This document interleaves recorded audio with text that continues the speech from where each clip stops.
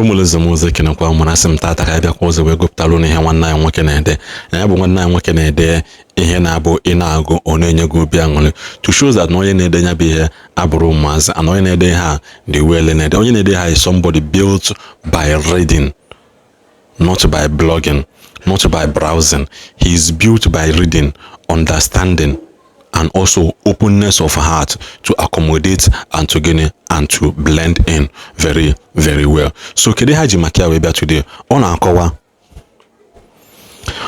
when motivational speakers mislead and speak laziness into people's life.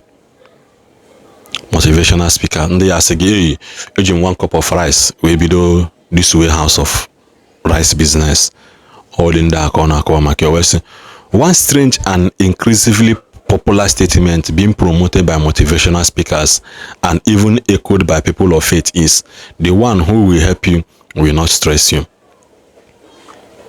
In other words, na onye je-enyere gị aka ama nsọfa gị, onye je-enyere gị aka ama nye gị nsogbu.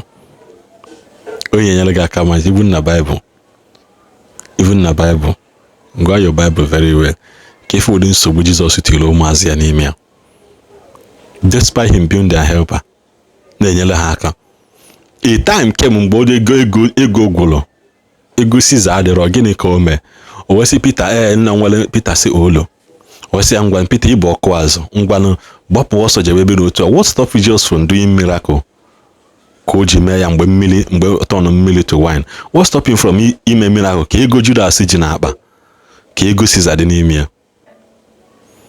O wee sị ya mere nya jebe n'isi mmiri ahụ, o jee dị ya na ya akụta azụ nke ọbụla ọkụta ya mepee ya ọnụ na nke a ma ọkwụcha nke ya first ọkwụcha nke ya kwụọla ụmụazị ya nke ya. Jesus. So in I go Bible sometimes where something say you feel like this or the very very funny or the very very funny. Sometimes sit down that verse I go picture that somewhere will picture it very well.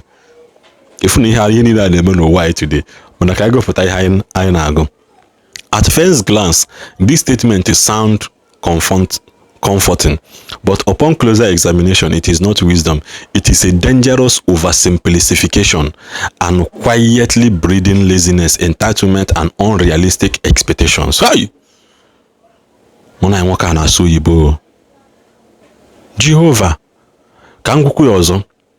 At first glance, this statement sound comforting, but upon closer examination, 1, it is not wisdom. 2, it is dangerously oversimplification. 4, and quietly breeds laziness. 5, entitlement. 6, and unrealistic expectations. You know what you born as now. So now this thing na-eme gị no onara atali mkpụrụ obi anyị sọsọ ọ na-ata ma ọkpụkpụ anyị taa ma omeju afọ ma afọ anụ anyị niile dị n'arụ. That's the only way mmesi wee mee gịnị wee classify ya in Igbo language, because na oyibo a na-ada gbam gbam gbam, ọ na-adazi ka ụdị oyibo ahụ mbaka na-abịa asụwa ọ ya bụ mbaka sugide nsị ai mbaka yi na ihe na-asụkwa n'oyibo ahapụrụ gị oyibo la ihe ezo oyibo wee sụtue n'igwe a ọ na-aghọta. So but that's by the way ka anyị na-agụ. I was saying we must first define help. Help in this context is not giving somebody money for lunch or dinner. It is not temporary intervention. We are speaking of transformational help, the kind that builds capacity, discipline, competence, and long-term productivity. When help is reviewed through this lens, the statement immediately begins to collapse. That is it. When you confront lie with a hard truth, the system and the wall of Babylon that is built around it begins to collapse. Or say, yes, it is possible, though rare, to encounter someone who helps you become established without stressing you. Such case exists, but there are expectations, not rules. Isolated and random experiences cannot be elevated into universal principles. To do so is intellectually careless and practically harmful. The more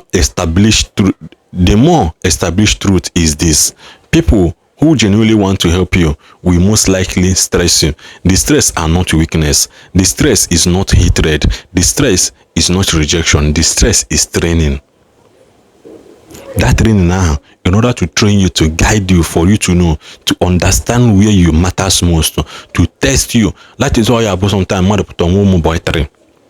Ime 3 ahụ, enwere nke dị good n'ịgwa customer okwu. Enwere ndị nwe that gift ọ bụ you cannot resist their talk. Mana onye nke ahụ nwere ike ọ dịla ize nwe physical power. Ibu ngwa ahịa ịmago ibu ngwa ahịa lea step nwe ogu butue je before ọ nọ na-eme kacham. Onye nke ọzọ ha na-aka eli oke nne ajegoje butue ngwa ahịa bugote gbago ma ndị ya ejechọ ngwa ahịa na ejechọ customer from here to ogbo eteme market na chi ya taazụ ike ama ngwa ha agwụ. Everybody with their own strategies. So if oga nwere those type of people, it takes time for him to begin to understand. Man, obido master ha nwere ụdị mmadụ ha bụ. And the training and everybody begins to understand each other. If one of that place becomes perfect on its own. You got to go. So now,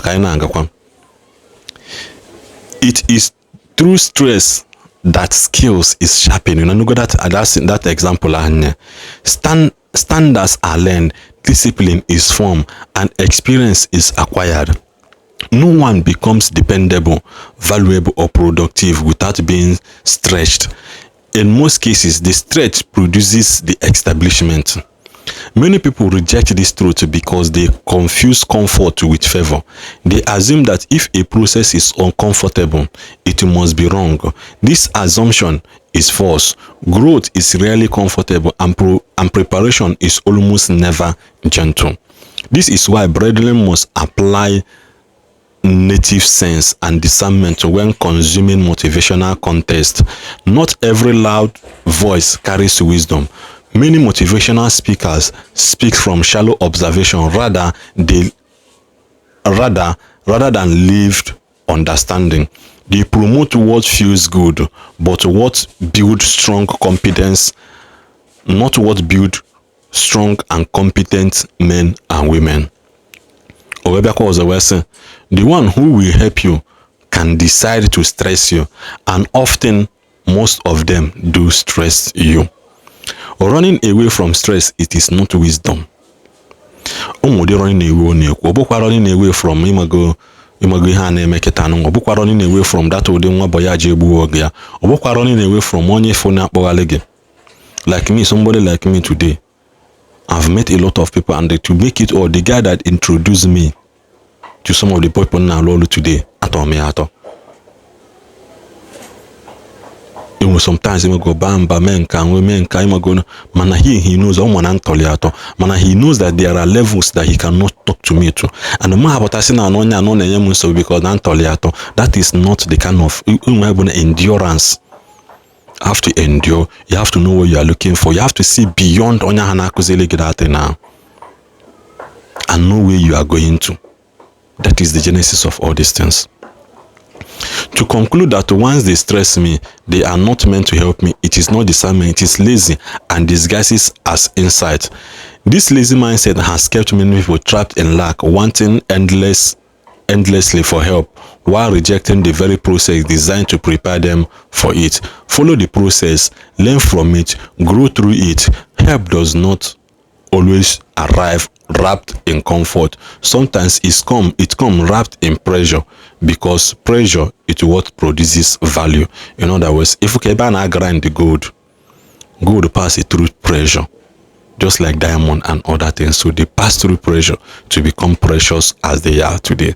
Or we say enze uku ogezo ayaka ndị Igbo gburugburu ekenekwa gị Igbo onye ọma na-ege ntị ka ọ dịkwa.